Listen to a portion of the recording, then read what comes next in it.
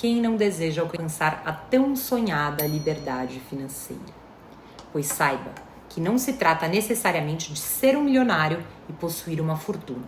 Se trata de ter o controle da sua vida financeira e, consequentemente, da sua própria vida. E isso é totalmente possível para você. Olá, eu sou Isabela Batalha e aqui nesse canal você vai dar os primeiros passos para transformar a sua relação com o dinheiro.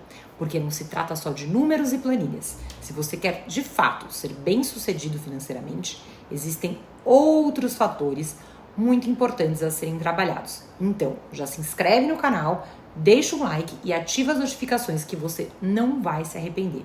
E agora, fica aqui nesse vídeo para entender por que você não precisa ser um multimilionário para alcançar a liberdade financeira e por que ser um milionário também não é garantia de liberdade financeira.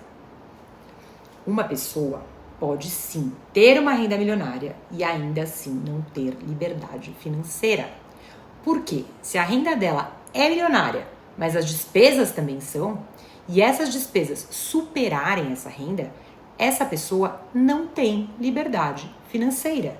Se uma pessoa tem uma renda muito alta, mas não tem controle, não tem organização, não tem planejamento, ela não tem liberdade financeira. Se uma pessoa ganha muito dinheiro todos os meses, mas não possui investimentos, ativos, reservas, contando que essa fonte será eterna, se ela é focada somente nos passivos e você vê todas as coisas que ela possui por fora, mas não tem uma base sólida, na primeira contrariedade ela pode se atrapalhar muito, porque a aposta dela é muito alta e, mais uma vez, ela não possui liberdade financeira. Agora, uma outra pessoa pode sim ter um bom salário ou fonte de renda, mas não necessariamente ser um milionário e ter sim e alcançar sim a tão sonhada liberdade financeira.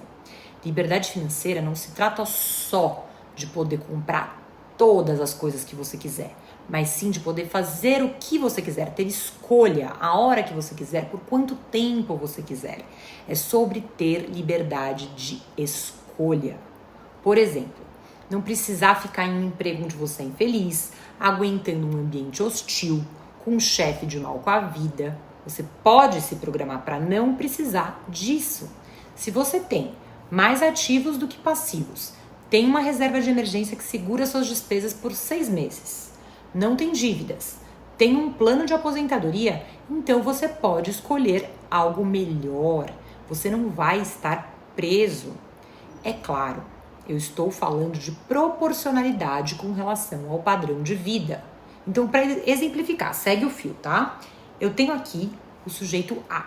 O sujeito A tem renda de 5 mil, despesas de 4 mil e investe 1.000 todo mês. 500 ele coloca na reserva de emergência, 500 na aposentadoria, consegue juntar 6 meses de despesa e aumenta a parte do investimento para longo prazo.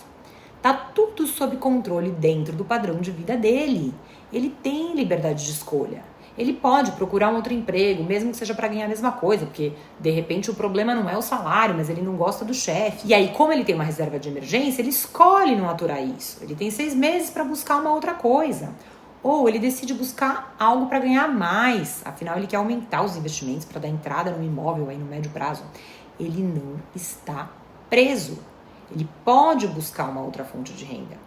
O princípio aqui é que ele tem liberdade de escolha.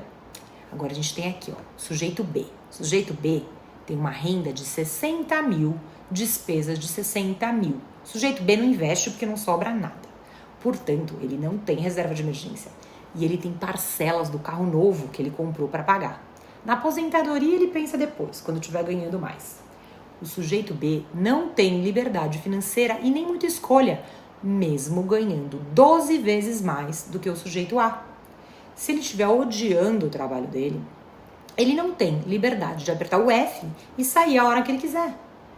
E nós temos aqui ainda o nosso amigo, o sujeito C. O sujeito C tem renda de 10 ou de 100 mil, é indiferente. As despesas são de 12 ou 110 mil. Aí, nesse caso, piorou, porque além de não ter liberdade, ele ainda está cavando um buraco maior ainda e se endividando. Então, perceba que não se trata só do valor da renda.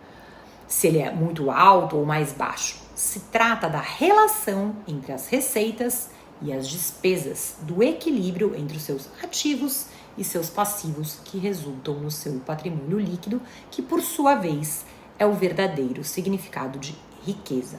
O sujeito A não é rico, mas ele tem o controle sobre a vida dele. Ele gerencia muito bem o cercadinho dele. Então, dito isso, o que você precisa fazer? O primeiro passo é olhar para dentro, para o seu cenário atual. Com qual dos sujeitos se encaixa no seu perfil? Vamos arrumar a casa?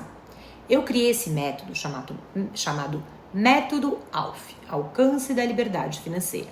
Ele é feito para pegar na mão, passo a passo, ensinar vocês a se organizarem, se planejarem e entender o que está acontecendo. Então, o primeiro passo é arrumar a casa, tá? Eu mesma lá atrás, quando eu saí do mercado financeiro, desse mundo de banco, naquele momento eu estava consumindo a minha saúde. Então eu não priorizei o dinheiro, eu priorizei a minha saúde, a minha sanidade mental. Eu ganhava super bem, mas isso já não me importava mais. Então naquele momento, eu tive liberdade de escolha. Eu tive que escutar do meu chefe na época que eu tinha que escolher o que eu ia priorizar, o meu trabalho ou a minha família. E eu escolhi não estar mais naquele lugar que achava que podia me obrigar a fazer aquele tipo de escolha descabida. Agora, a maior parte das pessoas não tem essa escolha. E muitas vezes não tem escolha porque se colocou nessa situação, como no caso do sujeito B ou do sujeito C. Então, por já ter passado por isso, tanto a experiência emocional como os conhecimentos técnicos, eu quero ajudar as pessoas a conquistarem essa liberdade de escolha, porque essa é a verdadeira riqueza.